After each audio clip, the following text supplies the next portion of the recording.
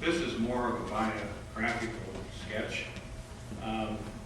We'd like to give you a little bit of a picture as to how God led Vic in his career and life and how he came to depend on God's leading.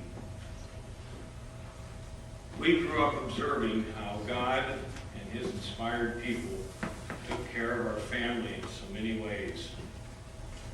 Through our folks' faith in God's promise in Romans 8:28, that all things work together for good for those who love God, who are called according to his purpose.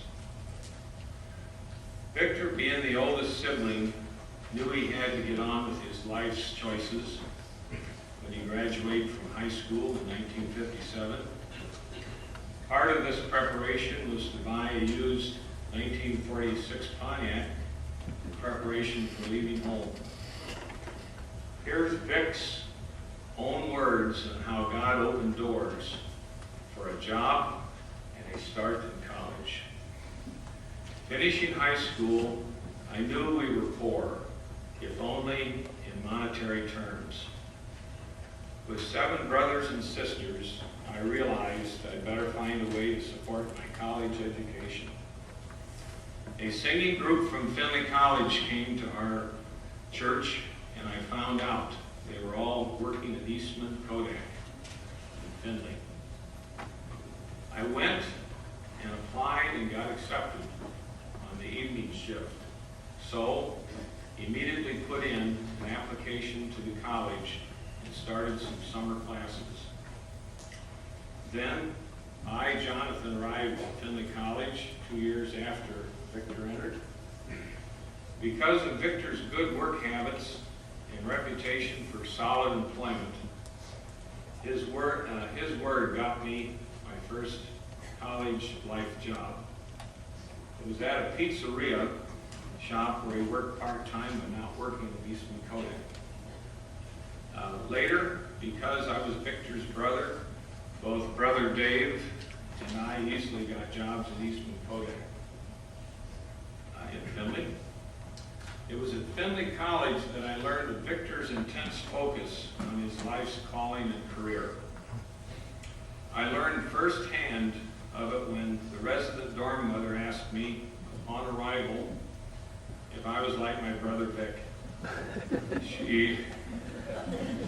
She told me she eventually gave Vic a dorm room by himself because he had so many plants, critters, and little creatures he was observing and caring for in his dorm room.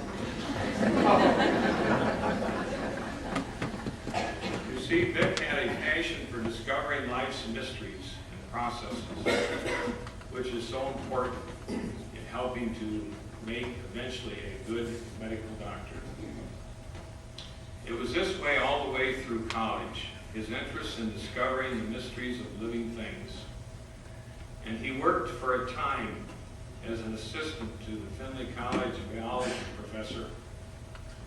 Vic often helped the professor with his ongoing lab experiments, at times involving animals, as well as Vic's own studies there.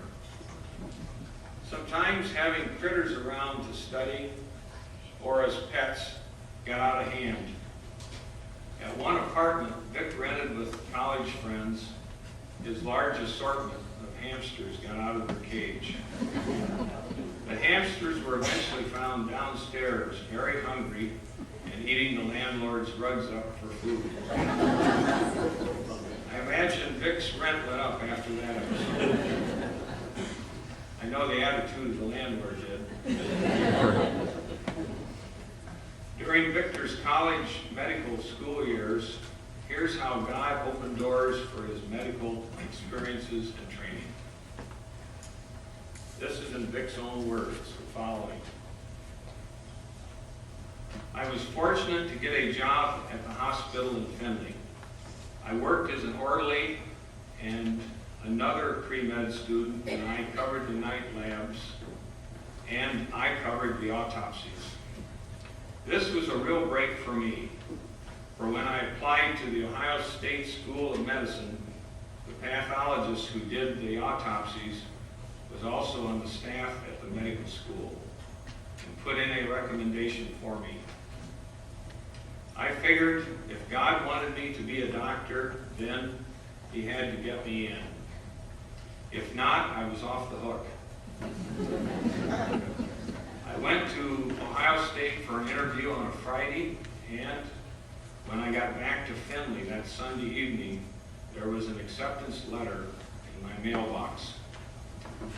Now, medical school is long and hard and very interesting, even more so when working at the same time. After working in the morgue in Columbus, Ohio at night, and on breaks for 2 years, I got a job as an extern at St. Anthony Hospital in Columbus. We med students covered ER and night call, in which we learned a lot.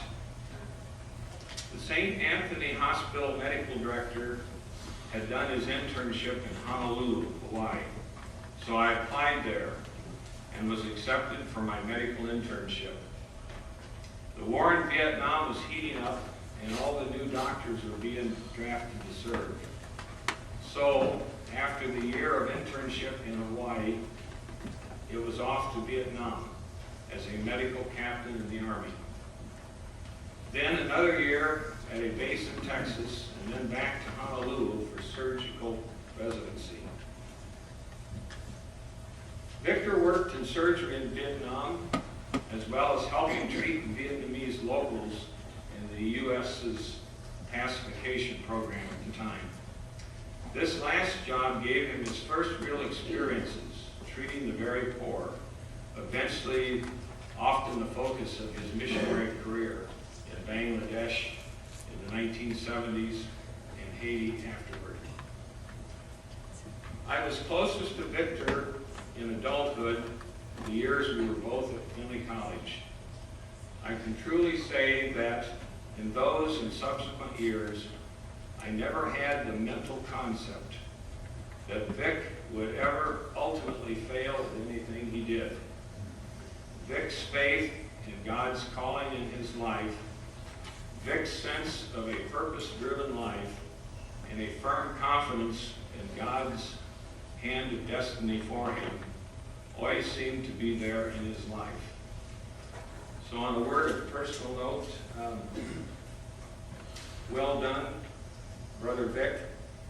A life well lived, a calling completed, a destiny fulfilled, and a spiritual legacy left here on earth for God's kingdom.